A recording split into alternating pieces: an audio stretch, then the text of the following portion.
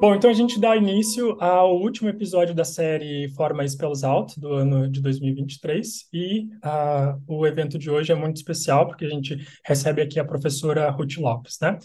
Bom, tive o prazer de ouvir a Ruth falar em várias oportunidades, né? Seja em conferências, congressos, em até mesmo aulas da pós-graduação, e em muitos desses momentos a Ruth dizia que a noção de ser comando merecia receber um prêmio Nobel se a gente tivesse uma premiação desse tipo na área da linguística, né?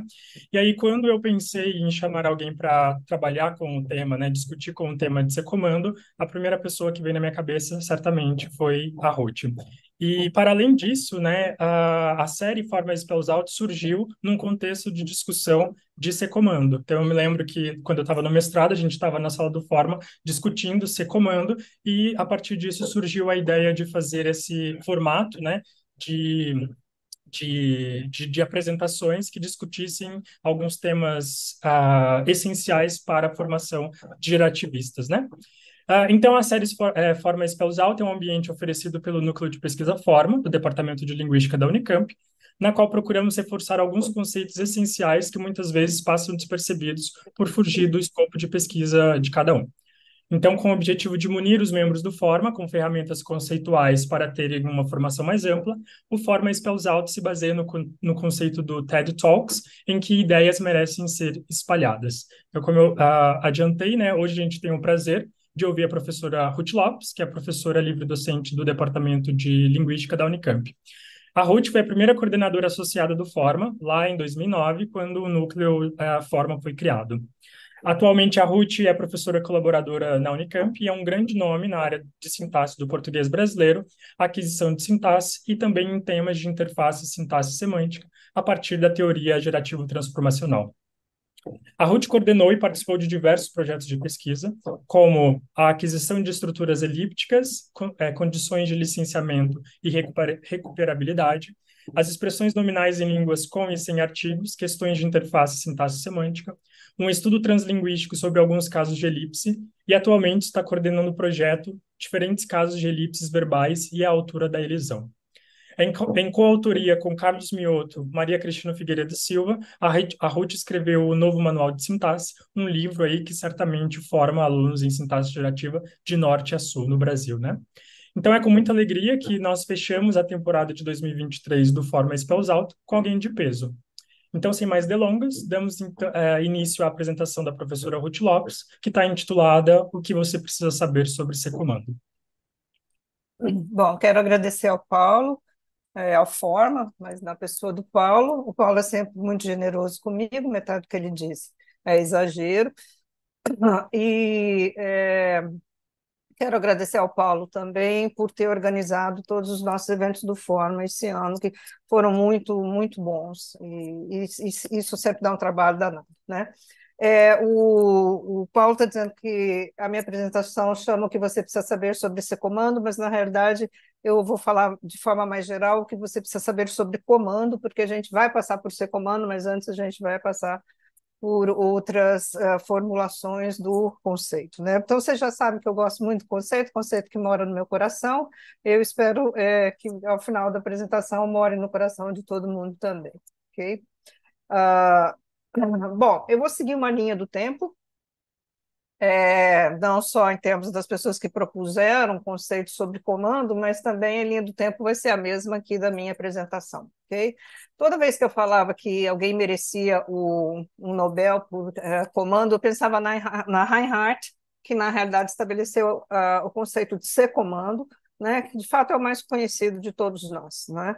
Mas eu sabia, sempre soube que quem deu início à noção de conceito, quem foi o primeiro a falar sobre conceito foi o Langacker, né, em 66, um texto manuscrito que percorreu os Estados Unidos.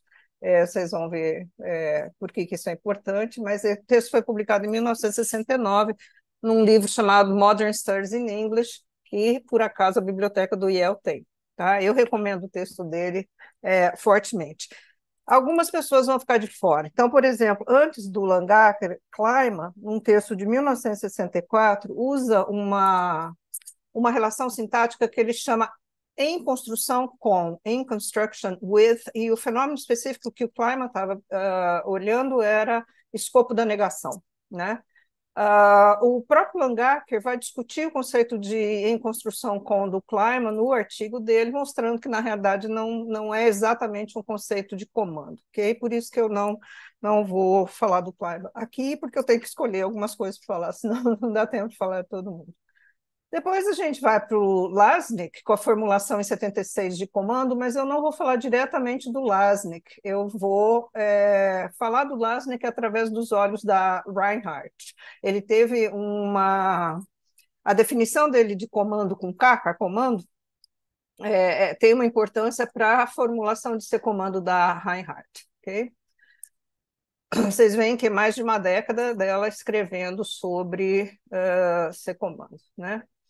Depois eu vou falar muito rapidamente de M-comando. Esse simpaticíssimo senhor à esquerda aí é o Joseph A1, tá? O Sportiche não deve gostar do próprio rosto, não sei por que eu conheço o Sportiche, não é uma pessoa feia, mas ele não tem uma fotografia na rede, só que todo lugar que tem fotografia tem esse quadro, que eu também não sei de quem é, pela minha enorme ignorância, mas, enfim, esse é o Sportiche, ou o que ele gosta dele como representação, né? Eles propuseram a comando para resolver um problema com atribuição de casos sob regência, e aí o Chomsky, em 86, usa a noção de M-comando em barreiras. Todo mundo conhece o Chomsky, mas eu não gostava de colocar uma fotografia dele, até porque daqui a 2 dias, dia 7 de dezembro, o Chomsky faz 95 anos, então uma forma de celebrar aqui o aniversário antecipado do Chomsky. E depois a gente vai para Epstein com seu comando derivacional. É interessante que tem um Epstein e colegas e colaboradores que saiu em 98, mas ele é absolutamente baseado em Epstein 99, né? Ele é absolutamente baseado. E o Epstein 99 foi um artigo que circulou manuscrito antes. Para vocês terem uma ideia, minha tese de doutorado é da década de 90 e eu uso esse Epstein manuscrito que me chegou às mãos através do Juan Uriaguirre, num mini curso que ele deu aqui no Brasil, na ocasião, já com a noção de ser comando derivacional por conta da passagem do modelo de regência e ligação para o modelo para o programa minimalista, né? Outras pessoas falaram de ser comando, mas não necessariamente propuseram uma definição de ser comando, como, por exemplo, Jack Edolph, 72, e a gente vai ver que, mais recentemente, algumas pessoas estão discutindo o comando novamente no programa minimalista a partir de fases. Mas eu não vou ter tempo de falar de todos, eu vou só trazer aqui uma notícia desses trabalhos mais novos, né? Bom, a primeira questão é uma teoria sintática nada mais é do que uma teoria de relações e dos elementos que entram em tais relações. Então, as perguntas naturais são o que são essas relações, quais são elas e como elas são restringidas, né? Constrained. Então, se vocês veem a sentença aí na esquerda, né? As meninas viram elas. É óbvio que as meninas têm algum tipo de relação com viram, porque eu tenho aqui um fenômeno de concordância. É óbvio que elas têm algum tipo de relação com viram, porque complementa. Aliás, eu vou usar português vernacular ao longo de toda a minha apresentação. Não esperem nenhum crítico na minha apresentação, ok? As meninas, elas têm algum tipo de relação, que pode ser uma relação de correferência para alguns, mas pode ser uma relação de interdição para outros, né? Então, para mim, a interpretação das meninas viram elas, mais naturalmente a interpretação em A, em que as meninas são diferentes de elas. Não posso ter correferência, mas algumas pessoas no português brasileiro parece que aceitam correferência entre as meninas e elas. Isso aí é simplesmente para ilustrar. Bom, eu tenho aqui um esquema arbóreo, nós vamos falar de esquemas arbóreos ao longo de toda a apresentação. A pergunta é, se eu tenho um esquema como esse aqui, qual seria a relação entre E e D? Qual seria a relação entre E e C? Qual seria a relação, se é que há alguma, entre D e B ou A? Né? Então, é disso que nós vamos tratar. Bom, Langacker, 69, que é o artigo desse livro que eu mostrei para vocês, que se chama Sobre Pronominalização e a Cadeia de Comando, ele tem como objetivos definir as restrições sobre pronominalização em inglês. E ele quer mostrar que a relação de comando é uma relação binária entre nós de uma estrutura frasal arbórea e é uma relação crucial para dar conta das restrições sobre pronominalização em inglês. Aliás, assim, pronominalização vai dar depois em princípios de ligação, né? Então, quase todo mundo que discute comando acaba começando por aí, né? Me desculpem, eu vou usar nós e nódulos, é a mesma coisa, tá? Às vezes eu escrevo nós, às vezes eu escrevo nódulo, desculpa, é uma inconsistência minha, mas é a mesma coisa. Ele quer propor que as relações de comando e precedência juntas formam as relações sintáticas primordiais, o que ele chama de primacy relations em sintaxe. E ele quer demonstrar que a relação de comando tem um papel muito mais geral, limitando o escopo das operações transformacionais. O artigo do Langacker é uma aula de procedimento de descoberta. Eu acho que assim vale a pena ler, porque é muito bonito como ele pega a gente pela mão e vai fazendo as demonstrações. Bom, na era do Langacker, o mundo se resumia ao modelo padrão, pelo menos na era da publicação desse artigo. Langacker depois sai da gerativa e vai desenvolver um modelo de gramática cognitiva, né? Ele está vivo até hoje, enfim, mais de 80 anos, trabalhando, mas não mais com gerativa, né? No modelo padrão, a gente tinha uma série de regras de reescrita para gerar sentenças canônicas, que nada mais eram do que sentenças simples, declarativas afirmativas. Qualquer coisa que não fosse isso vinha via transformação. Essas sentenças canônicas, então, eram geradas através de regras de reescritura, como uma sentença se reescreve um sintagma nominal mais um verbal, um sintagma nominal se reescreve num determinante opcional, esses parênteses indicavam isso, um nome que é o seu núcleo, eventualmente um adjetivo, eventualmente um sintagma preposicionado, etc. Havia descrições estruturais que diziam, olha, se eu tenho um input tal, né, uma determinada regra transformacional pode se aplicar a essa descrição estrutural, gerando um outro output.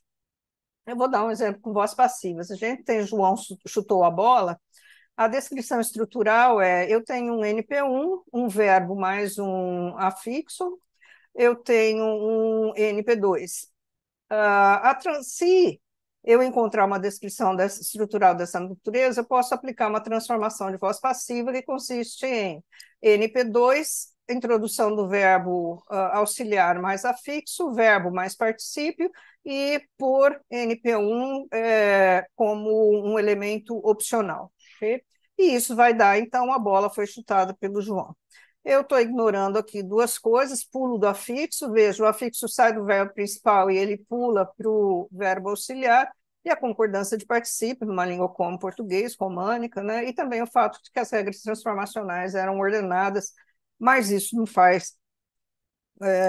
vai fazer nenhuma falta para a nossa discussão aqui.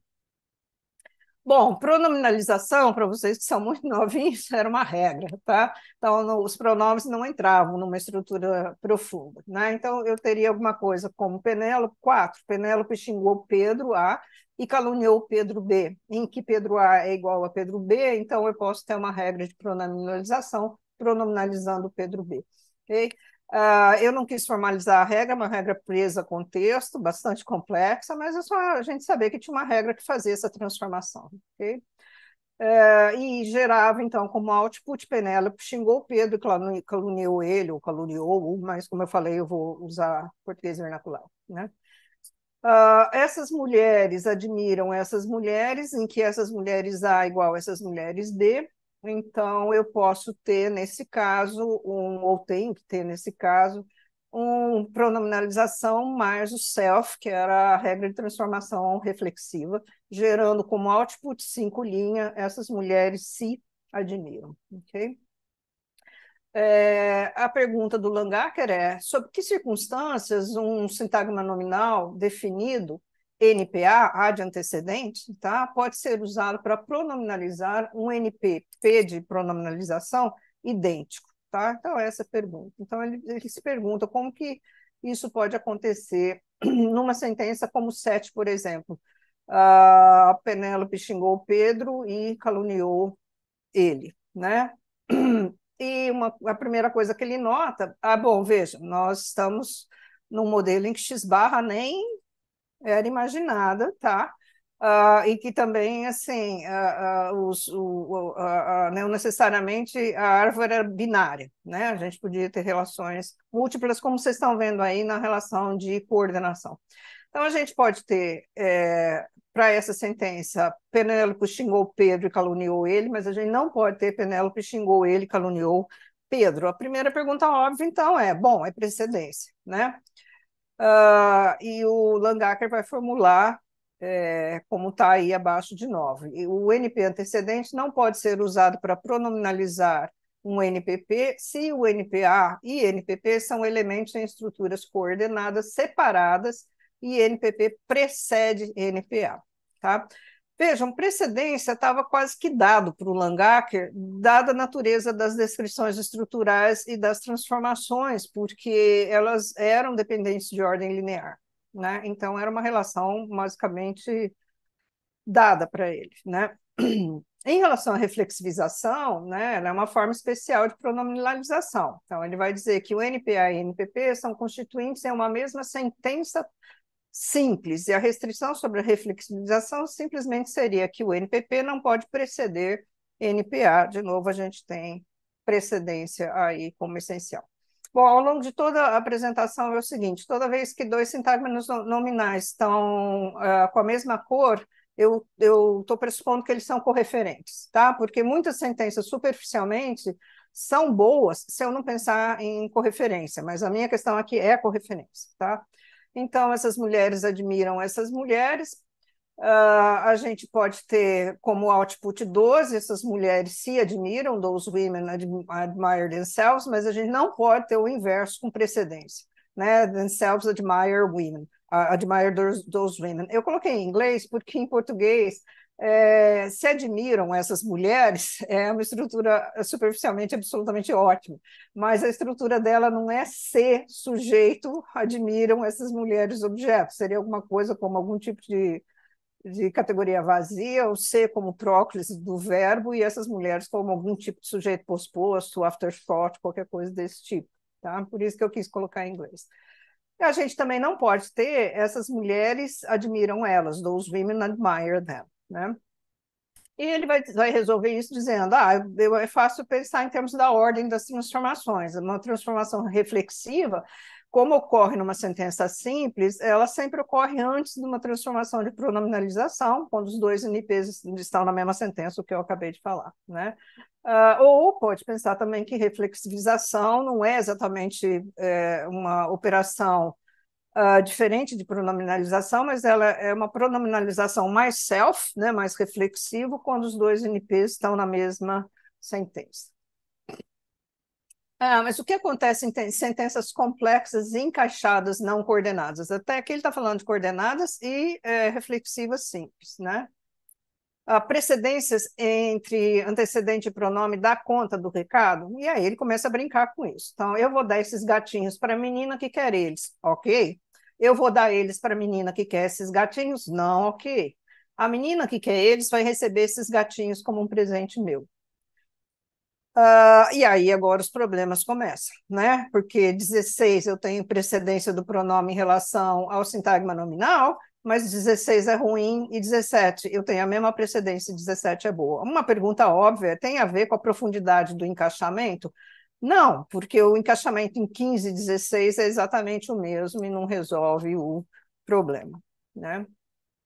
Então ele começa a brincar com isso. Fala, tá, se um NPA precede um NPP e está mais alto na árvore do que o NPP, as sentenças são boas. Então, o NPA precede o NPP e está mais alto na sentença. Está mais alto na árvore, desculpa, está mais alto na árvore.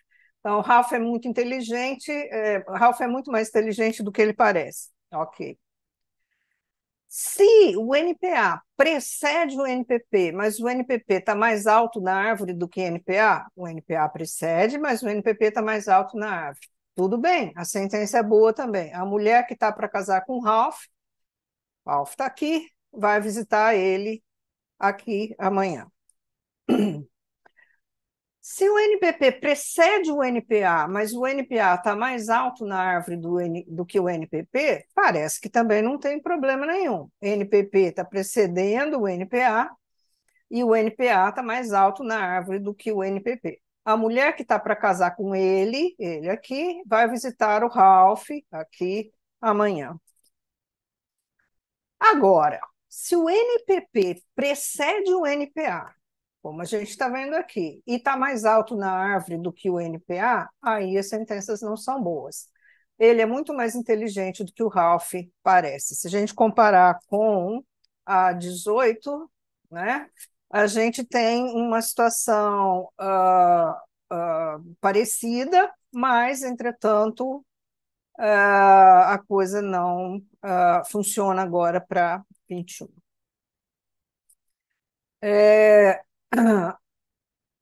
mas aí ele se pergunta, tá, será que é só isso que está em jogo? Porque se eu tenho uma situação em que o NPP precede o NPA e está mais alto na árvore do que o NPA, que precede o NPA e está mais alto na árvore, a sentença é ótima. A moça que amava ele acha que a mulher que matou Pedro é uma informante, né? Em que ele e Pedro são a mesma pessoa, sempre lembrando da correferência aí dos exemplos, né? Então, vamos comparar as estruturas em 3 e 6 dele aqui, tá? Então, ambas são boas, né? Eu tenho o NPP e o NPA. Pera. Não, ambas não são boas. Aqui eu tenho a precedência do NPP sobre o NPA. O NPP está mais alto na árvore, mas a estrutura é ruim. Aqui eu tenho exatamente a mesma situação, mas a estrutura é boa.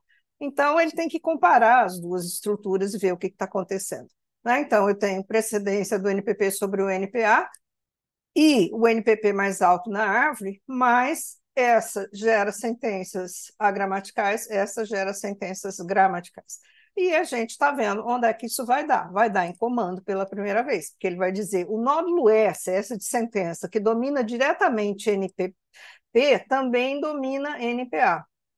E nessa estrutura aqui, o nódulo S, que domina diretamente NPP, não domina NPA, como a gente pode ver aqui pelas setinhas e pelo círculo aí em relação aos nódulos relevantes, ok? Então, vejam, comando se fez pela primeira vez. O que está em jogo é uma relação estrutural e hierárquica. Aliás, assim, deixa eu só voltar em relação à precedência. A precedência estava dada, mas isso não quer dizer que se diga que a relação entre os elementos sentenciais é uma relação de ordem linear. Não, de jeito nenhum, ele está mostrando isso para a gente. É uma relação estrutural e hierárquica, né? Então, a definição dele de comando é um nódulo A comanda outro nódulo B, C, nem A nem B dominam um ao outro, e o nódulo sentencial S, que domina imediatamente A, também domina B. Vejam que essa dominância sentencial, é essencial para a definição de comando para ele, e é onde a coisa vai dar errado, justamente, e é onde o Lasnik vai tentar consertar, e depois vem a Reinhardt também tentar consertar, né? A partir da noção de comando, então, agora, o Langacker pode estabelecer restrição sobre pronominalização. Um NPA pode pronominalizar um NPP, a não ser que o NPP preceda o NPA e o NPP comande o NPA. Eu não posso ter comando, eu posso ter precedência, mas eu não posso ter comando. E funciona para reflexivização, mas eu não vou fazer o exercício. Vocês peguem as sentenças e vejam que funciona, fica com lição de casa, né? Só que como o comando é definido em função de essa dominância, ele precisa de uma restrição distinta para pronominalização em coordenadas, porque a coordenação está acontecendo aqui embaixo, né? A relação é entre o Pedro, mas é aqui embaixo, né? E ambos estão dominados pelo nódulo S, né? Então, ele vai dizer que NPA pode pronominalizar NPP, a não ser que NPP preceda NPA e ou NPP comande NPA ou NPA e NPP sejam elementos de estruturas coordenadas separadas, ok? Em relação às relações sintáticas primordiais, né, ele vai dizer que são de dois tipos, né, um conjunto de relações de dominância, que é comando, e a ordem linear dos constituintes, que é a relação de precedência.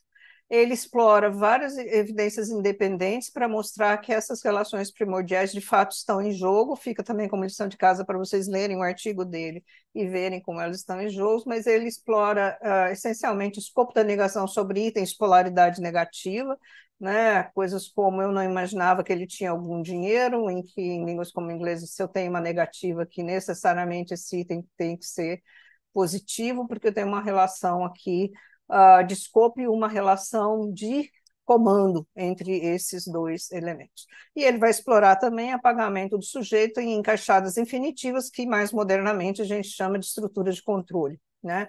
Em estruturas como eu persuadi Penélope a sair, em que o sujeito apagado aqui da infinitiva é Penélope, e eu prometi a Penélope sair, em que o sujeito apagado aqui embaixo é eu, não pode ser Penélope, e ele vai mostrar que a noção de comando e precedência é suficiente para dar conta também desse tipo de caso, ok?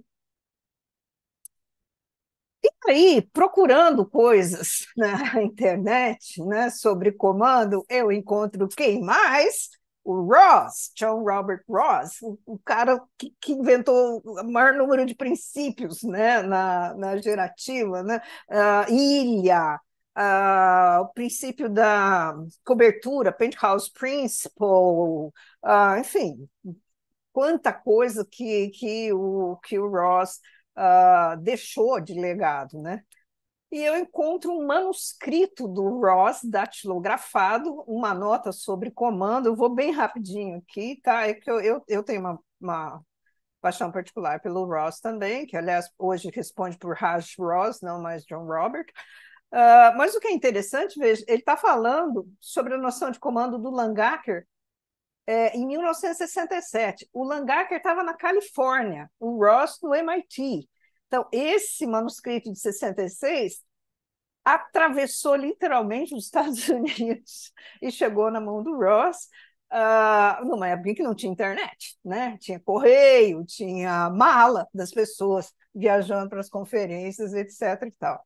Né? Então, eu não vou explorar, mas é lindo, porque assim, eu fiquei admirada, porque é onde ele vai falar pela primeira vez de uma coisa que também é dele, que ele chamou a atenção para a gente, que é o fato que quando eu tenho orações elípticas do tipo João coçou seu braço e a Maria também coçou, eu posso ter uma leitura estrita e uma leitura slop, esses são termos do próprio Ross, né? A leitura, eu não sei como traduzir, desleixada e tal, né? E ele vai mostrar que comando acaba resolvendo essas questões também. Eu não vou explorar aqui o que ele fala, mas só a gente vê que ele está falando, essas coisas são comandadas por antecedência, ele põe uma nota de rodapé, e a nota de rodapé, então, vai para essa noção introduzida e discutida por Langacker. E aí coloca a definição do Langacker de comando que a gente acabou de ver recentemente. Né? Então, sim, muito bonito. E aí a gente vai para Reinhardt, né? De todos os textos dela, eu resolvi discutir 81. Porque um é um trabalho que ela apresentou no NELS, depois vem a tese de doutorado dela de 76, e aí ela vem escrevendo sobre esse comando, ok? Esse talvez seja o mais citado, mais conhecido, por isso que eu resolvi pegar, esse está no Linguistic Inquiry, que eu resolvi pegar esse texto da Reinhardt. Ela diz, relações como precedência e comando são empiricamente inadequadas para dar conta de correferência. Ela é um pouco mais indelicada que isso, mas daqui a pouco eu mostro como. E ela vai dizer que a gente precisa de ser comando, ou seja, domínios definidos por constituintes, né? E vai dizer que ser comando define o domínio sintático de um dado nódulo ou subárvore, afetando a interpretação de outros nódulos. Aí mostrar que a interpretação anafórica aqui não só no sentido de princípio A, mas alguma coisa que eu jogo anaforicamente como interpretação, é restrita apenas pelas relações entre constituintes, e que ordem linear entre NPs não tem qualquer papel no nível da sentença em termos das restrições de interpretação. Qual era o mundo da Reinhardt? Quando ela começa a tese de doutorado, mesmo o artigo do Nels e tal, ela está no modelo padrão estendido, né, que foi desenvolvido a partir de aspects. E uma coisa interessante da gente lembrar é que assim, o conceito de sentença canônica é abandonado, né, as regras de estrutura frasal geram estruturas profundas, as quais transformações são aplicadas, gerando superficiais.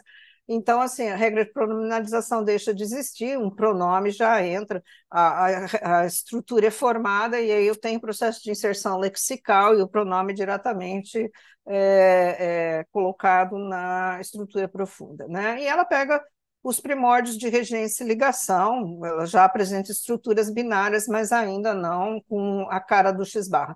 Não quer dizer que ela parou aí, a Reinhardt até faleceu recentemente, mas ela tem muito trabalho sobre ligação posteriormente a esses trabalhos de C-comando, ela continua discutindo e daí continua discutindo no âmbito de regência e ligação core propriamente. Isso aqui tem a ver com o trabalho de 81 que nós estamos discutindo aqui, ou com o trabalho de 83 também, mas que eu não vou discutir.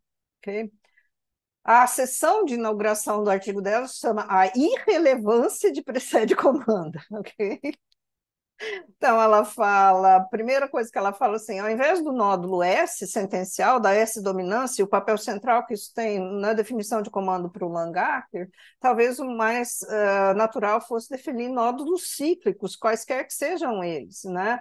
E aí quem foi o primeiro a falar isso foi o Lasnik, em 76. Né? Então, a definição que ela faz do Lasnik é NP1 não pode ser interpretado como correferente a NP2, se e somente se NP1 precede C comando NP2 e NP2 não é um pronome. Veja que o Lasnik continua a usar precede comando exatamente como o Langacker. A única coisa que ele está fazendo é rever a importância do S-domínio. Né? Aqui embaixo vocês têm a definição original do Lasnik. A da Reinhardt é mais bonita, porque o Lasnik define por negação, e é uma mania que ele tem, tudo quanto é artigo dele, é assim, né? E acaba ficando mais chato de interpretar. Então, se NP1 precede e comanda NP2, e NP2 não é um pronome, então NP1 e NP2 são não correferentes. E a definição de comando dele, né? Aliás, no final, se a gente tiver tempo, eu vou mostrar uma aplicação de K-comando, que acho que é a única que eu conheço, porque K-comando nunca pegou, por isso que eu também não quis apresentar o Lasnik aqui, é que a K-comanda B ser o nódulo cíclico mínimo que domina A, também domina B. Né? Então, vejam, numa estrutura como a que nós estamos vendo aí, eu posso gerar. Lola gosta de pessoas com as quais ela gosta das pessoas com as quais Lola trabalha ruim. Lola gosta das pessoas com as quais Lola trabalha. Reinhardt coloca como ruim, eu acho que tem uma interdição pragmática, não necessariamente sintática, nem necessariamente semântica, mas enfim. Eu já digo por que tá asteriscado isso. E ela gosta das pessoas com as quais ela trabalha. Está asteriscado por conta do fato de que o Lasnik diz na definição dele que o elemento tem que ser um elemento pronominal, não pode ser um elemento nominal. Então, eu posso ter ela gosta das pessoas com as quais ela trabalha em D, mas não Lula gosta das pessoas com as quais Lula trabalha, né? E qual é o problema aqui? Porque eu tenho C-comando, eu tenho comando, desculpa, ainda não chegamos no C-comando, eu tenho comando, né? Então, eu tenho o primeiro nódulo cíclico mínimo, o S, que domina o NP1, ele também domina o NP2, né? Já nessa estrutura aqui, vejo o nódulo mínimo que domina o NP1 não domina o NP2, porque eu tenho aqui um outro nódulo cíclico acima que vai dominar a NP2. Okay? E com isso eu posso ter as pessoas que conhecem a Lola amam ela, as pessoas que conhecem ela amam a Lola, as pessoas que conhecem a Lola amam a Lola, as pessoas que conhecem ela amam ela. Okay? Bom, se as coisas estão sendo explicadas pelo Lasnik só mudando essa dominância, mas continuando com precedência e comando, qual é o problema, então? E aí a Reinhardt vai começar a discutir os problemas e ela atribui as sentenças que trazem esses problemas ao Lakoff, 68, né, antes dele abandonar a gerativa. Né? E agora a gente tem, perto dele, Dan viu uma cobra, pronome precedendo a expressão referencial, mas eu não posso ter o que era esperado. Perto do Dan, ele viu uma cobra com correferência. Eu posso ter sem correferência, mas com correferência eu não posso. Na cozinha dela, a Zelda passou as horas mais doces. Na cozinha da Zelda, ela passou as horas mais doces. De novo, como referência, eu não posso. O presidente bateu na cabeça dele, isso é bem década de 60 mesmo. Né? Se a gente bota um exemplo desse hoje num paper, o paper não passa. O presidente bateu na cabeça dele antes que o palestrante pudesse dizer qualquer coisa. Tempos mais interessantes. Isso também é conhecido como backward anaphora, tá? Então, vejam, perto dele, Dan viu uma cobra, perto de Dan, ele viu uma cobra, perto do Dan, eu vi a cobra dele, desculpa o exemplo da Reinhardt, talvez em inglês não seja ruim, peço perdão para os mais puritanos. Qual é a diferença aqui? A correferência está no sujeito e aqui está no não sujeito, né? No apartamento do Dan, a Rosa mostrou para ele os novos truques dela, de novo, não é sujeito, Rosa mostrou para ele os novos truques dela no apartamento do Dan, que simplesmente eu tenho precedência e eu não posso ter. Então, a Reinhardt fala, tem uma simetria entre sujeito e não sujeito, mas as noções de precede comando não conseguem distinguir esses elementos em um mesmo domínio, né? Quer eu penso nesse domínio como S-dominância ou nódulo cíclico. E reformulá-las como uma restrição de aplicação apenas entre sujeitos não resolve o problema, como a gente vê no exemplo E, que está aí em cima. E aí, com isso, C-comando se faz. Então, agora a gente chega em C-comando. Ela diz são relações estruturais devem ser caracterizadas em termos dos domínios que elas definem, ou seja, o pedaço da árvore que consiste dos nódulos com os quais um outro nódulo qualquer tem uma relação estrutural, sempre em termos de constituintes. Então, a definição que ela dá é o nódulo A ser comando o nódulo B, C e somente C, o nódulo ramificante, que domina imediatamente A, também domina B. Para quem conhece o manual de Mioto, né, ou qualquer outro manual de sintaxe das antigas de regência e ligação, tem a definição decor, né, A, C comanda B, C e somente C é o primeiro nódulo ramificante que domina A, domina B. Né? Mas o que é um domínio? Né? E ela vai dizer: o domínio de um nódulo A consiste de todos e apenas os nódulos C comandados por A. A noção de domínio vai ser essencial a partir da Reinhardt, depois para o desenvolvimento da da teoria de ligação, como a gente conhece, né? E depois também a gente vê que isso vai voltar em Epstein com C comando derivacional, ok? De uma outra forma, obviamente.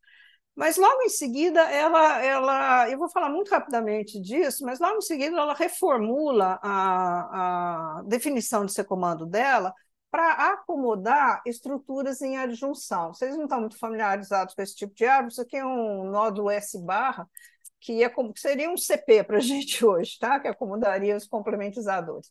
Então, ela vai dizer, olha, a noção de ser comando funciona também quando eu tenho dois segmentos de uma mesma categoria, né? A definição está aí para quem quiser olhar, é complexa de entender, mas a tradução é exatamente essa. Né? Então, as duas categorias de os dois segmentos de uma mesma categoria se comandam tudo que está ser comandado por um ou por outro. Tá? Isso vai colocar um problema para Reinhardt, que a gente vai ver daqui a pouquinho. Tá? Então, vejam, um dado NP não pode ser interpretado, agora ela chega numa restrição sobre correferência, um dado NP não pode ser interpretado como correferente com um elemento não pronominal distinto no seu domínio de C-comando. Ok? Vejam, o NP2 nessa estrutura. Opa! o NP2 nessa estrutura aqui se comanda o PP. Por quê? Por conta daquela definição de adjunção dela, ok? E isso vai colocar, então, algum tipo de problema. A restrição de correferência requer que o NP1 seja um pronome para ser correferente a NP2, mas NP2 não está no domínio do NP1. Ele se comanda, mas ele não está no domínio, né? O domínio do NP2 está aqui embaixo, tá? Então, o C-comando não vai bloquear uma estrutura como a na sua cozinha, sua aqui, Zelda passou as horas mais doces, mas vai bloquear na cozinha da Zelda, ela passou as horas mais doces. Por quê? Porque eu teria um comando do pronome sobre a expressão referencial. Ok? Estou fazendo uma tradução livre aqui, muito corrida, de como isso acabou sendo incorporado mais tradicionalmente na teoria de ligação, né? Então, veja, quando a gente diz, qualquer manual diz A, C comanda B, C somente C, o primeiro nódulo ramificante que domina A, domina B, a gente jogou fora qualquer questão em relação à adjunção. Né? E é justamente essa a grande distinção que a Reinhardt tinha percebido entre sujeitos e não sujeitos. Então, veja, numa representação como essa, que eu tirei lá do Manual do Mioto, né, eu tenho a junção aqui, né? Mas, com essa definição de secomando, eu nunca vou dizer que o João está secomandando nada que está aqui adjungido à esquerda, ok? Veja, muito rapidamente, vamos pegar aqui só o princípio B, um pronome tem que estar livre. O que é estar livre? Não pode ser comandado por um antecedente, se houver um, ele não precisa de um, num dado domínio. Um dado domínio é a categoria de regência, mas daí já vem um pouco a questão do domínio de comando, ok? Então, eu posso ter a correferência entre ele e João, porque eu não tenho ser comando entre essas criaturas. Okay? Bom, M-comando, eu vou ser muito rapidamente, vou passar por M-comando muito rapidamente, como eu tinha dito, tá? O M-comando basicamente é um mandrake, tá? Do A1 de Sportiche. Por quê? Por conta da atribuição de caso ou da assimetria, atribuição entre caso oblíquo e acusativo e caso nominativo por regência, né? Então, muito rapidamente aqui, então, a atribuição de caso sobre regência, A, reg B, C somente CA é uma categoria mínima, e A, M comanda B, e não há um XP entre eles. XP aí é uma categoria máxima, né, que depois Chomsky 86 vai traduzir por barreira. Ok? Se a gente lembrar da atribuição do caso acusativo e oblíquo, é uma relação núcleo-complemento, né? O verbo atribui acusativo para o complemento, a preposição atribui oblíquo para o seu complemento, a gente vê essa estrutura aqui exatamente dessa forma. Ambos estão dominados, né, por uma categoria XP aqui, então, que é o VP, então eu tenho um M comando aqui entre o V e o DP, o João. Por que precisa do mandrake? Bom, essa posição é uma posição não casual, é uma posição temática apenas, então isso não entra na jogada, mas por que eu preciso desse mandrake? Eu preciso desse mandrake para dizer como que o I está atribuindo o caso nominativo, I ou T, cada um com a sua categoria, né, do coração, isso aqui é do manual, então é tempos antigos, a gente usava aí de flexão, né? Porque agora eu tenho uma relação spec-núcleo, né? E eu estou, então, fazendo atribuição para a esquerda aqui. E aí, então, o que eu vou dizer? O I pode atribuir porque eu tenho um M comando aqui por uma categoria máxima, que é o IP, né? Que domina Maria e domina o I também, beijou. Okay? Por que isso não faz nenhum tipo de efeito para baixo? Porque agora eu tenho um XP no meio do caminho aqui que se torna uma barreira. Okay? Então, M comando no mandrake mesmo, tá? Tanto é que daí né? Um programa minimalista, a regência vai embora, com eles vai embora, M comando também. O Mandrake consertou o problema, mas, enfim, o Mandrake, né? Aliás, sim, uma observação. O Mandrake, para mim, é um truque, tá? De mágico, do Mandrake, da figurinha, tá? Porque eu aprendi que tem outro significado hoje em dia. Agora a gente tem que fazer uma transição rápida aqui, porque eu estou ficando sem tempo. Até aqui, todos os modelos eram representacionais. A estrutura era previamente dada para inserção lexical, aí eu tinha transformações, e a estrutura formada ia para interpretação semântica e interpretação fonológica. A partir do programa minimalista, as diferentes implementações do modelo são derivacionais. Então, dado um conjunto de itens lexicais, eles se concatenam, x mais y, e se movem, né, a partir de uma cópia gerada dos itens originais em um dado espaço computacional. Não tem uma representação prévia, né? O espaço computacional gera passo a passo a história da derivação. E uma vez que a sintaxe se resolve, aquilo que foi gerado será enviado para interpretação. Então, com tudo que a gente viu até agora, como que a gente acomoda comando em modelos derivacionais? E aí vem o Epstein, tá? De novo, eu estou citando o 99 uma vez publicado, né? Os objetivos dele vão muito além das relações de C-comando. É um artigo que eu também recomendo como leitura, porque é um exercício teórico muito bonito. Ele não está nem um pouco preocupado com a empiria, não está discutindo binding, não traz escopo, não traz movimento, não traz nada. Ele está querendo discutir relações sintáticas e como eu posso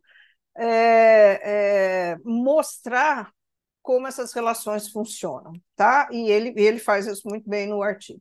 Então, ele desafia o fato de que C-comando é uma mera definição sobre representações e qualquer teoria deveria ser capaz de explicar por que relações dessa natureza existem nas línguas naturais, né? Ele consegue alcançar o objetivo dele, mas eu deixo para vocês irem ler lá. Então, uma das perguntas que ele faz, tá, por que primeiro nódulo ramificante? Por que não o enésimo nódulo ramificante? Por que está assim na definição, né? Por que eles não podem dominar um ao outro, né? Então, ele pega a definição e transforma a definição numa série longa de perguntas e diz: a gente, como teoria, tem que responder porque é assim, e não dizer que a definição é essa e aplicar empiricamente. Senão, né, eu não estou dizendo nada muito principled, né, muito enfim, teoricamente, né? E ele responde, ao final do artigo, ele dá a resposta para tudo, e é muito bonito, de fato, é muito bonito. Então, ele parte de uma hipótese preliminar. Ele diz que o conceito fundamental relação sintática não é uma definição não explicável, definida. Eu estou traduzindo a pobreza de estila do Epstein, não é minha, não, tá? Então, o conceito fundamental relação sintática não é uma definição não explicável definida sobre representações. Relações sintáticas são propriedades independentemente motivadas, simples, que envolvem transformações mínimas, ou seja, relações sintáticas se formam entre uma categoria X e uma categoria Y, quando e somente quando X e Y são concatenados, entrando numa relação de irmandade, ou por merge, que a gente normalmente traduz em português como concatenação, ou por move.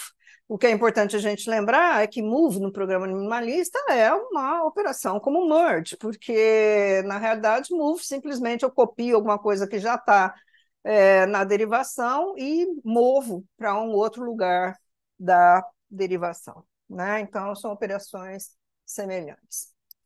Ele diz a operação fundamental para garantir relações sintáticas é a de concatenação, né? Concatene x e y formando z, por merge ou por move.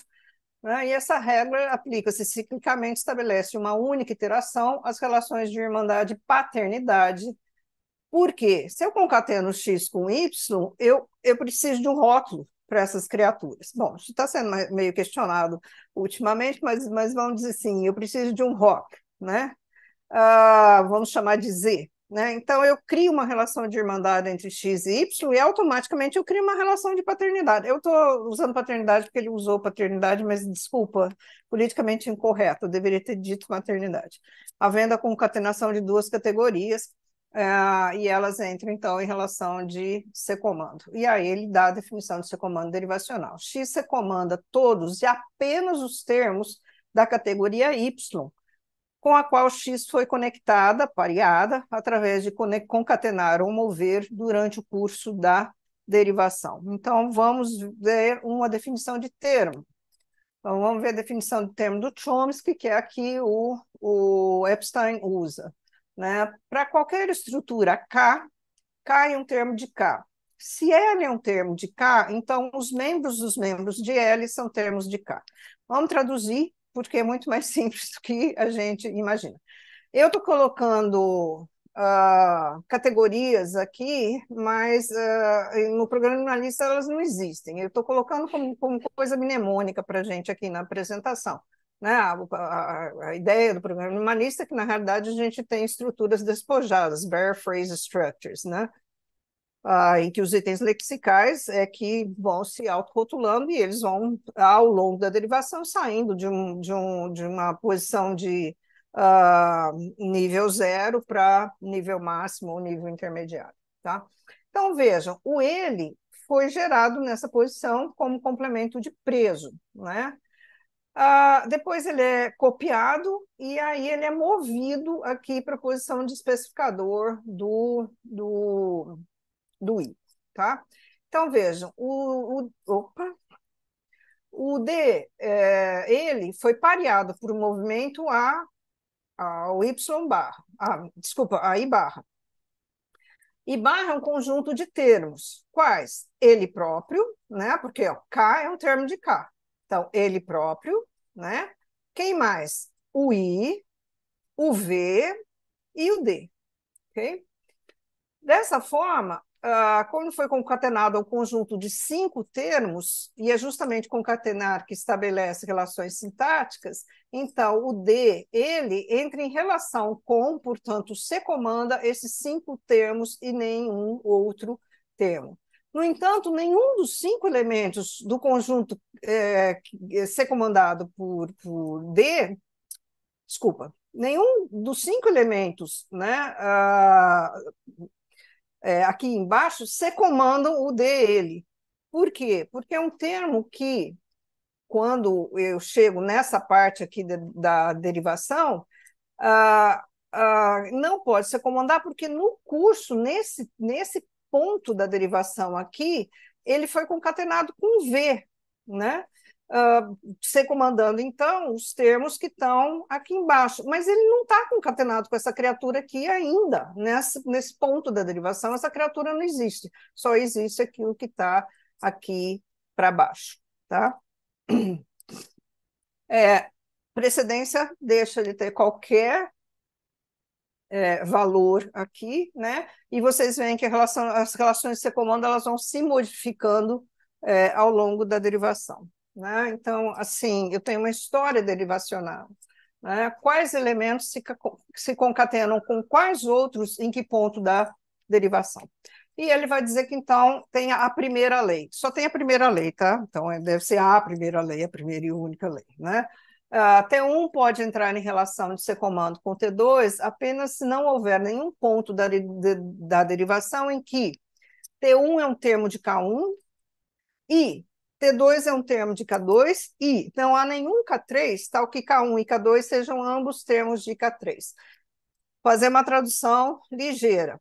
Né? Eu só vou ter relação de um termo de K1 com um termo de K2 se, em algum momento, essas criaturas forem concatenadas. Se não tiver um K3 que vá fazer essa concatenação, essas criaturas nunca vão ter uma relação. Então, imagine duas estruturas aí, A e B, construídas paralelamente, mas no mesmo espaço derivacional. Isso é uma coisa que pode ocorrer no programa minimalista. Né? Então, eu tenho lá o Tico quer sorvete. Se essas duas coisas não estão concatenadas, eu tenho relações de secomando aqui dentro eu tenho relações de comando aqui dentro, mas eu não tenho nenhuma relação entre qualquer elemento daqui com qualquer elemento daqui, né? Então, a primeira lei garante que nunca vai haver essa relação entre membros de duas estruturas desconectadas em algum ponto da derivação. É, então, um algoritmo que bloqueia relações indesejáveis. Porém, quando e se x e y, que no nosso caso forem concatenados, aí x e y como um todo poderão entrar em relação de C-comando, num caso como seria esse aqui, o Tico quer sorvete. Ok? Bom, desdobramentos. O Epstein não chegou em fases, tá? Aliás, o Epstein também faleceu muito recentemente, eu acho que é 2 anos atrás. Então, como a gente acomoda esse comando, mesmo derivacional, no PM dito dinâmico, ou PM de fases, né? Só dando assim, falando muito rapidamente, a ideia é que as derivações ocorram em fases diferentes. Então, eu tenho uma fase 1 que se forma, depois eu tenho uma fase 2 que se forma. Então, as relações têm que se dar intrafase. O material enviado para spell out e dizer que a gente tem várias fases significa que uma fase formada, um pedaço dela vai para spell out para interpretação. Ela não pode mais entrar em C-comando com fases posteriores. Isso é facilmente traduzível pelo Phase Impenetrability Condition. Então, o PIC, né, que vai dizer que um domínio, que é o domínio de complemento, que nada mais é do que o complemento de um determinado núcleo X de uma fase XP, não está acessível para operações fora de XP. Mas o núcleo e a sua beiradinha estão acessíveis para operações depois que uma fase posterior entra, porque eu posso precisar que algum pedaço da fase posterior veja alguma coisa da fase inferior, né? Então, simplesmente dá para a gente traduzir a noção de ser comando do Epstein diretamente, né? Essas coisas aqui eu vou resolver com a noção de ser comando derivacional. Mas quando entrar o outro pedaço, é só aquilo que já está aqui, que já foi resolvido em ser comando, que vai entrar numa relação de ser comando com o que está entrando aqui em cima, e uma série de operações eu vou poder ter. Por exemplo, veja o movimento de QU, em que eu preciso de escopo entre e uma relação de antecedência entre o elemento QU que vai parar lá em cima da sentença e os seus, que a gente chamava de antigamente de vestígios, que ele vai deixando ao longo do caminho, mas hoje em dia a gente pode dizer das suas cópias, ok? Vejam, é facilmente traduzível, essa interpretação é minha, tá? Dava para escrever um squib, fiquei pensando nisso, vou escrever um squib sobre isso quando eu tiver tempo. Mas, né, tinha um slogan de uma transportadora que dizia: o mundo gira e a transportadora blá blá blá roda, né? E os gerativistas também. Então, recentemente, né, ignorando completamente Epstein, Bruning, né, em 2014, publica na Language um artigo chamado Preceding Command Revisited, tá? Precedência e comando revisitados.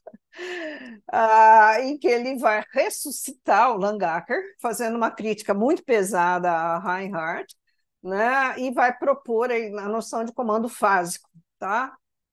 Que eu acho absolutamente desnecessária, mas ele vai propor uma relação de comando fásico, tá? E aí, rapidamente, no mesmo ano, Schwartz, né, publica um artigo chamado Preceding Command Revisited, Revisited. Tá? Então, precedência e comando revisitados, revisitados, em que ele vai criticar Bruning, mas, de novo, ignorando completamente Epstein. Então, a briga, na realidade, do Bruning é com a Reinhardt, e a briga do Schwartz é com o Bruning e pela Reinhardt, ok? Mas aqui só notícias, são artigos assim, de leitura fácil, enfim, eu recomendo também os dois artigos. E aí, para finalizar, eu trouxe uma brincadeira de um colega de departamento. Bom, antes disso, só um resumo, então, né? O que quer que seja comando, me parece que é relação fundamental em sintaxe. Responsável por correferência, escopo, movimento, ligação de variável, linearização, que não deu tempo da gente conversar, com o Kane precisa de um axioma de linearização que se valha de alguma coisa da sintaxe, se vale justamente de comando, né? No caso, comando assimétrico. A mesma discussão a gente vê no trabalho do Uriagereka, de 98, dos múltiplos spellouts, com a noção de unidade de comando e por aí vai. E agora, então, eu trago uma brincadeira, tomara que eu consiga fazer tocar, vamos ver, acho que vai, de um colega de departamento que adora fazer musiquinhas para linguística. E ele tinha no baú, e eu sabia que ele tinha no baú essa música de um dos cursos que nós fizemos juntos em 1900 bolinha, né? General Elétrica era a cabo, com a Charlotte, foi um dos primeiros cursos em regência e ligação, que entra C-comando, K-comando, etc. e tal. Então, a balada do C-comando, segundo ele, uma sofrência formal. Vamos ver se toca. Em todos os mundos possíveis, você faz sentido para mim. A minha sentença é maldita, você me governa assim, você me comanda, você comanda, comanda meu coração. Anáfora certa, relação aberta, a minha extraposição, os casos de perto dele, Dan, viu, são casos de extraposição. Eu não consigo viver disjunta de você. Então era isso, a brincadeira, pena que não tocou, mas eu estava com medo que não tocasse mesmo, porque eu não sei como é que essas coisas funcionam no Zoom. Mas é isso, então, gente. Obrigada por me aguentarem aqui. Nossa, obrigado, Ruth, pela fala riquíssima, maravilhosa. Fez toda a cronologia, né, da ideia de comando, de ser comando, de uma forma muito brilhante, muito clara. Bom, a gente abre então agora a sessão de perguntas, comentários, tanto aqui no Zoom quanto no chat do YouTube. A gente já tem uma no chat do YouTube, que é a seguinte, Ruth. Peraí, o que está acontecendo aqui no meu computador? Aqui, é da Janaína Carvalho. Ela diz o seguinte: muito ligeiramente, acho que essa definição de Epstein coloca uma restrição muito severa para o binding, não root. Fico pensando num WH do tipo What picture of yourself? Que pode levar a estruturas ambíguas. What picture of himself? John thinks that Peter bought. Porque uma das interpretações de binding é gerado por movimento. Ele só pensa em primeiro merge? Não, ele não pensa só em primeiro merge, não. Ele pensa também em move, então tem que acomodar. Mas, embora ele não discuta isso, talvez ele esteja pensando em reconstrução em forma lógica, alguma coisa dessa natureza, né? Porque como binding ficou meio que sem lugar, ou ficou meio restrito a regras interpretativas, talvez o Epstein esteja com isso na cabeça. Mas ele não faz nenhuma aplicação desse conceito dele, tá? Então, de fato, se a gente pensar em binding, é muito restritivo em relação a isso. Mas como ele trabalha com a noção de movimento, talvez a gente possa pensar que, bom, em algum momento essa criatura vai se concatenar e todos os termos do que tiver abaixo vão estar a ser comandados por essa criatura também, né? Posso. Muito linda essa apresentação, Ruth, desde a história até a tua contribuição ao final, e que saia o squib. Da primeira formulação que você colocou por Langacker, em que foram estabelecidas as relações sintáticas primordiais que você revisou, uma delas incluía o escopo da negação por sobre NPIs, né? E ao pensar hoje no mapeamento da Narrow Syntax para os sistemas de interface, sobretudo o sistema CI, como hoje Você entende, então, escopo num sentido mais geral. A relação de escopo ela é lida diretamente da relação de secomando derivacional à la Epstein, revisitada numa abordagem de fases, como a que você propôs ao final?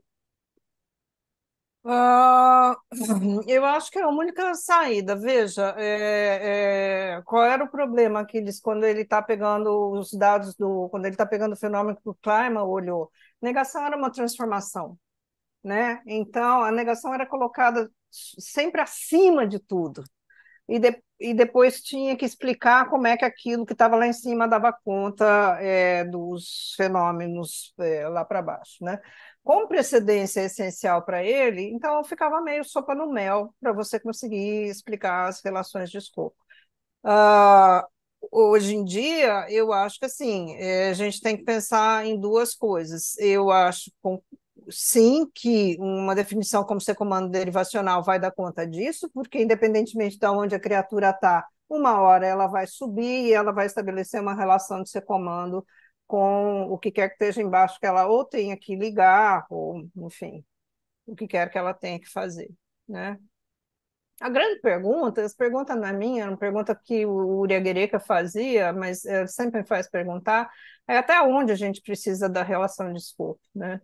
Será que esse comando tem algum efeito sobre forma lógica, por exemplo? Bom, tudo bem, hoje em dia a gente pode dizer, tá, forma lógica é o último passo da derivação. Se é o último passo da derivação, então esse comando está lá e eu vou conseguir recuperar essas relações.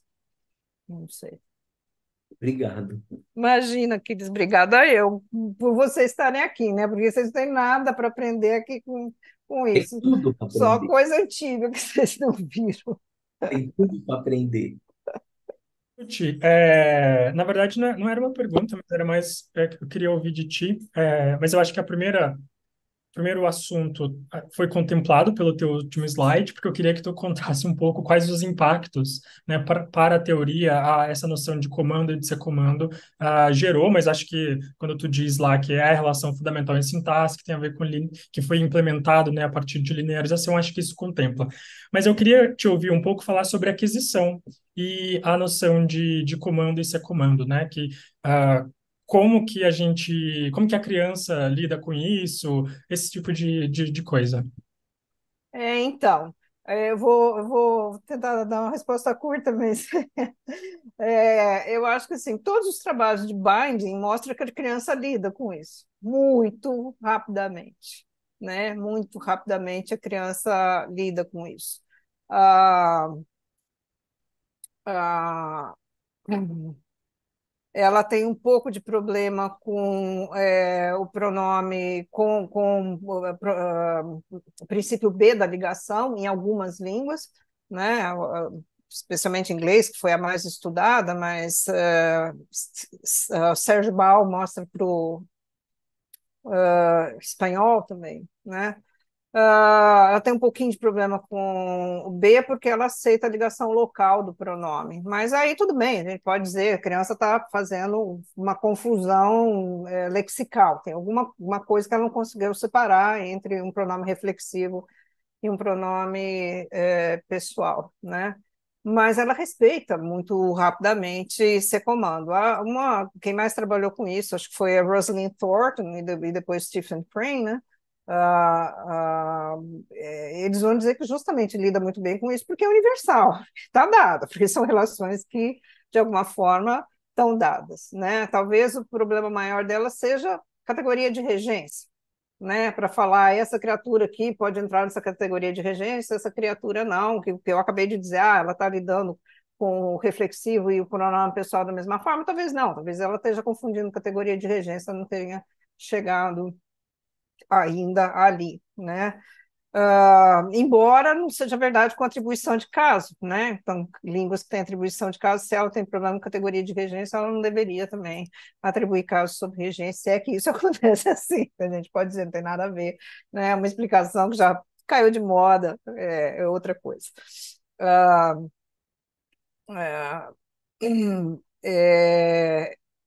é, onde mais a gente vê isso? Ah, aquisição de codificador, por exemplo, né? A criança consegue perceber diferenças de escopo, né? Ela, inicialmente, eu fiz um trabalho para o português, por exemplo, com quantificador universal e quantificador existencial. Inicialmente, ela tem uma leitura preferencial pelo universal sobre o existencial, mas rapidamente ela começa a sacar que, eventualmente, determinadas estruturas são ambíguas e que você pode ter uma inversão de escopo. Mesma coisa com negação, que foi estudado em inglês pela Rosalind Thornton também, com exemplos que, para mim, sempre foram assim, surpreendentes como é que a criança consegue interpretar, do tipo, todos os cavalos não pularam a cerca, né? Então, assim, nenhum pulou ou alguns pularam, né? Meus alunos de semântica aí na graduação, às vezes ficavam me olhando com cara de ué, até entender, né? Ó, criança em contexto experimental consegue sacar, né? Que tem uma ambiguidade aí em relação a essas coisas. De novo, ela precisa lidar com o escopo.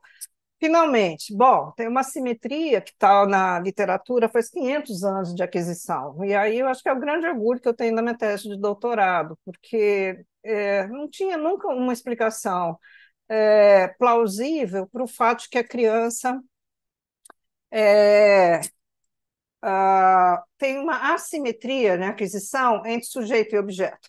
Então, ela faz muito mais coisa com o objeto do que ela faz com o sujeito. Você tem muito mais queda de determinante no sujeito do que você tem queda de determinante no objeto, né? E aí a minha explicação foi justamente isso tem a ver com a história derivacional e isso tem a ver com o fato de que ela tem unidades de comando distintas, porque se ela tem que formar, ela não tem problema com sujeito singleton, que é só um elemento pronominal, mas ela tem problema com sujeitos complexos. Por quê? Porque ela tem que fazer isso num espaço separado, e depois, então, essas coisas não têm relação nenhuma, e depois ela vai ter que juntar essas coisas, né? Então, você consegue explicar, eu acho que você consegue explicar de uma forma muito elegante essa simetria, que é percebida universalmente, né? Pelo menos em línguas que têm sujeitos complexos, através de comando. Maravilha, Ruth, obrigado pelas considerações. Não tem mais pergunta no chat do YouTube. Se não tiver mais aqui no Zoom, a gente pode finalizar a sessão, Ruth. Queria agradecer imensamente o teu aceite e a tua fala, que foi riquíssima, e agradecer também a presença de todo mundo, tanto aqui no Zoom quanto no YouTube. E eu que agradeço muito essa oportunidade. Muito obrigada. É sempre gostoso falar com vocês sobre coisas que nos apaixonam. Sim. De falar Obrigada, assim, né? Rutinha. Imagina, Cida, obrigada, beijo. Beijo. Beijo, Tchau, Tchau. tchau, Ruth. Rutinha. Daqueles Tchau, tchau, gente. Tchau, Karen, que todo estava aí. mundo. Obrigada a todos, gente. Tchau, tchau. Beijo. Tchau, Até o beijo. ano que vem, então, com as atividades do Fórmula.